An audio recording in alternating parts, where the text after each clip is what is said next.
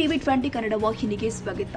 Short ಸರ್ಕ್ಯೂಟ್ನಿಂದಾಗಿ ಕಾರೊಂದು ಹೊತ್ತಿ ಉರಿದಿದ್ದು ಭಾರಿ ಅನಾಹುತವೊಂದು ತಪ್ಪಿದೆ. ಬೆಳಗಾವಿ ನಗರ ಕೇಂದ್ರ ಬಸ್ ನಿಲ್ದಾಣದ ಬಳಿ ಘಟನೆ ಸಂಭವಿಸಿದೆ.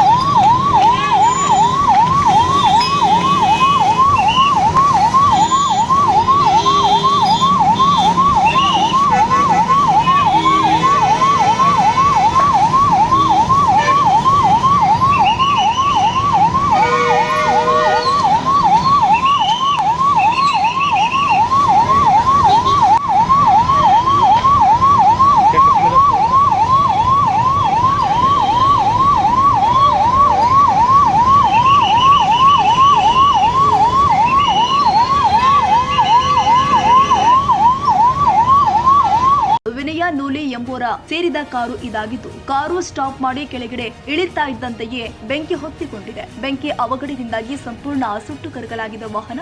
ಇನ್ನು ಸ್ಥಳಕ್ಕೆ ಮಾರ್ಕೆಟ್ ಪಿಎಸ್ಐ ಹುಸೇನ್ ಸೇರಿ ಪೊಲೀಸರು ಭೇಟಿ ಕೊಟ್ಟು ಪರಿಶೀಲನೆ ಮಾಡಿದ್ದಾರೆ. ಬೆಳಗಾವಿ ಮಾರ್ಕೆಟ್ ಪೊಲೀಸ್ ಠಾಣಾ ವ್ಯಾಪ್ತಿಯಲ್ಲಿ ಘಟನೆ ಜರುಗಿದೆ.